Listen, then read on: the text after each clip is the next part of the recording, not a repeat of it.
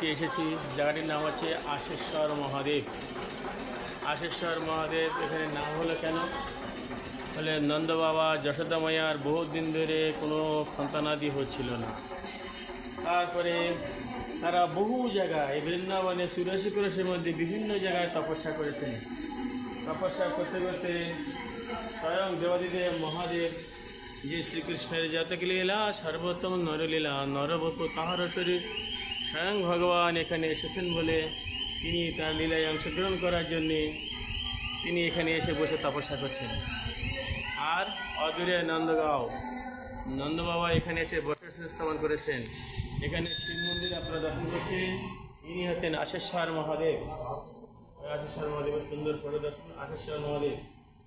নন্দ বাবা যশোদা মাইয়া এখানে আসার পরে শিবের কাছে প্রার্থনা করেছিল, হে দেবাদিদেব মহাদেব, আমাদের যদি একটি সুন্দর সুসন্তান হয় তাহলে আমরা তোমার নাম বিখ্যাত করব।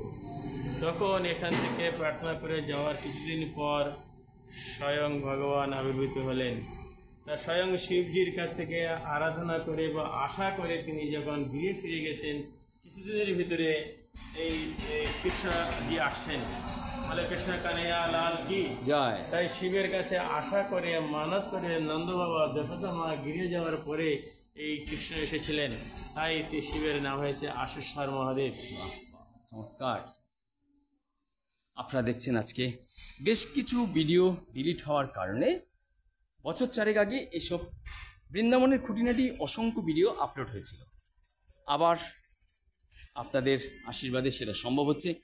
অসমাপ্ত কাজটা আপনাদের সঙ্গে পরিবেশন করার। ভালো থাকবেন, অসংখ্য ধন্যবাদ আপনাদের সবাইকে। সর্বোপরি আজকের এই অনুষ্ঠান, আজকের এই দর্শনে আসার সুযোগ বিষ্ণু মহারাজকে আমাদের সবার পক্ষ থেকে আন্তরিক ধন্যবাদ এবং কৃতজ্ঞতা। অসংখ্য ধন্যবাদ আপনাদের সবাইকে। ভালো থাকবেন।